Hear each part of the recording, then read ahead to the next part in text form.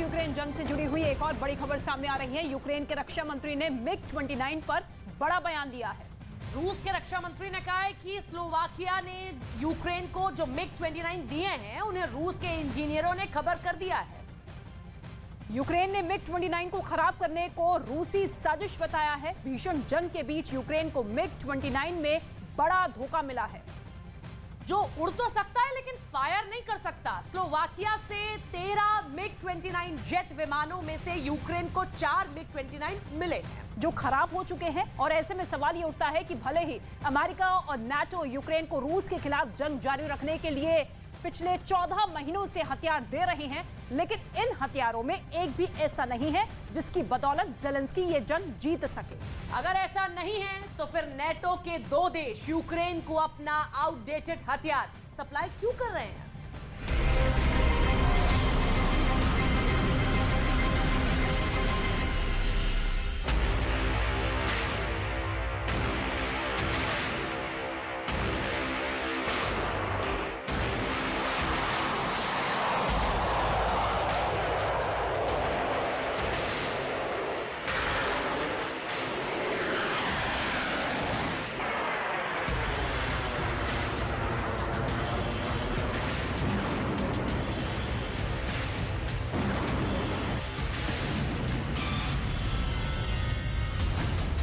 Zelensky के साथ मिग-29 वाला धोखा।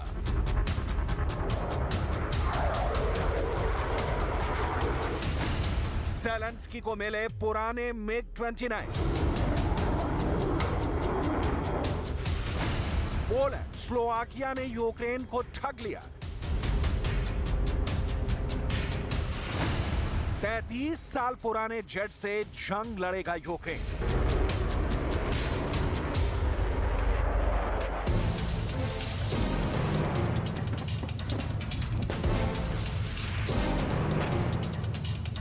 जब ज़ेलेंस्की बखमूत हार रहे हैं, पुतिन खार्किव पर चढ़ाई कर रहे हैं।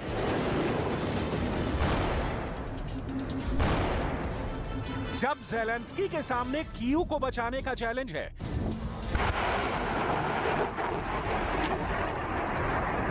तब उनके साथ एक ऐसा मजाक हुआ है जो बाइडेन के भी होश उड़ा देगा।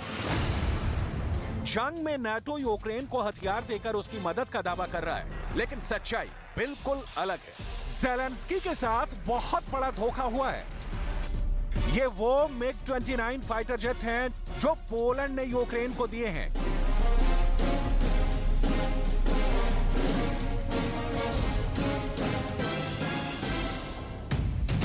ये फाइटर जेट कितने काम के हैं, इसके बारे में गहराई से समझने के लिए आपको ज़ेलेंस्की की उम्मीद और उस पर फेरे पानी के बारे में बताते हैं।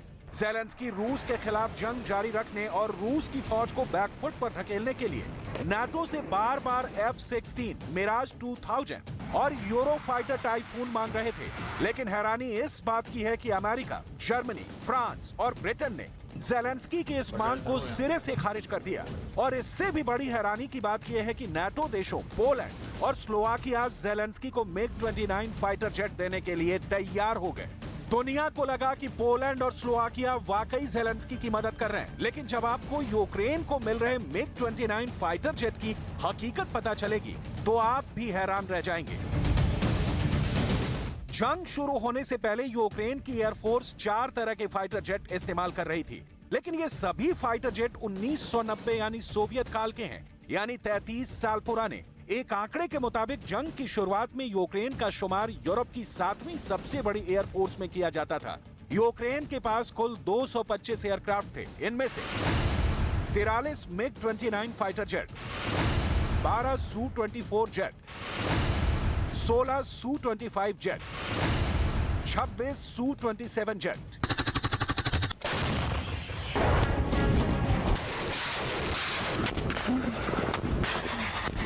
इस हकीकत से कोई इनकार नहीं कर सकता कि ये तमाम फाइटर जेट सोवियत संघ के दौरान बनाए गए विमान हैं और फिलहाल जंग में इनमें से कितने जेट तबाह हो चुके हैं या फिर यूक्रेन के पास कितने जेट बचे हैं, ये तो ठीक कोई भी नहीं बता सकता। और यही वो वजह है कि ज़ेलेंस्की बार-बार नाटो और अमेरिका से फाइटर जेट मांग रहे थे। यूक्रेन को अमेरिका, जर्मनी, फ्रांस और ब्रिटेन के जेट ना देने के ऐलान के बाद पोलैंड और स्लोवाकिया ने आगे आते हुए यूक्रेन को MiG-29 फाइटर जेट देने का ऐलान कर दिया, जबकि हकीकत यह है कि पोलैंड और स्लोवाकिया यूक्रेन को जो जेट दे रहे हैं उन्हें वो खुद अपनी वायुसेना से डीकमीशन यानी रिटायर कर चुके हैं। दूसरा, ये MiG-29 फाइटर जेट भी सोवियत संघ के दौरान बने हैं, यानी 33 साल पुराने हैं। खबर के मुताबिक पोलैंड यूक्रेन को 4 MiG-29 फाइटर जेट दे चुका है। इसके अलावा वो यूक्रेन को 11 से 19 MiG-29 और दे सकता है। स्लोवाकिया भी यूक्रेन को 4 MiG-29 फाइटर जेट दे चुका है और बाकी बचे अपने 9 MiG-29 फाइटर जेट भी यूक्रेन को देगा।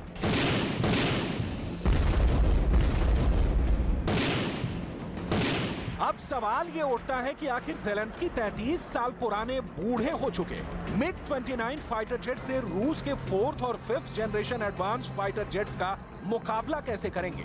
फिलहाल ज़ेलेंस्की को इस सवाल का जवाब नहीं मिला है। आइए अब आपको ये भी बताते हैं कि आखिर यूक्रेन को अपने पुराने फाइटर जेट देकर पोलैंड के लिए ये फायदे का सौदा कैसे साबित हो रहा है। दरअसल पोलैंड अपने MiG-29 यूक्रेन को देकर खुद अमेरिका से 32 F-35A विमान खरीद रहा है, लिहाजा इसे पोलैंड की दरियादिली तो कतई नहीं कहा जा सकता। अलबत्ता ऐसा कर पोलैंड अपनी एयरफोर्स को रूस के खिलाफ अपग्रेड कर रहा है।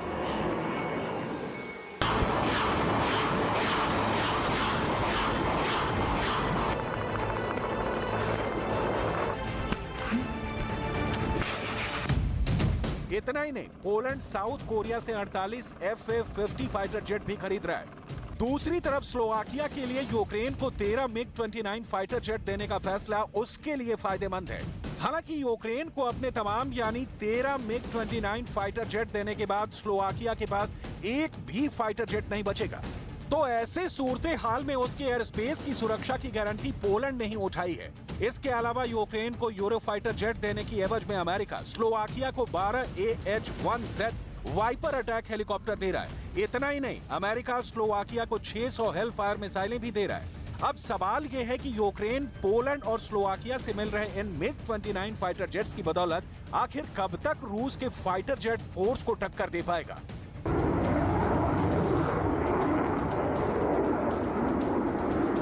क्योंकि MiG-29 फाइटर जेट से दागी गई मिसाइल महज 40 किलोमीटर दूर के टारगेट को निशाना बना सकती है, यानी रूस के किसी भी सैन्य ठिकाने पर हमला करने के लिए MiG-29 को उसके करीब जाना पड़ेगा। और ऐसी सूरत में यूक्रेन के MiG-29 रूसी फौज के एयर डिफेंस सिस्टम के टारगेट पर रहेंगे। मतलब साफ है कि ज़ेलेंस्की को MiG-29 फाइटर जेट्स मिलने के बावजूद उनकी मुश्किल वैसी ही बनी हुई है।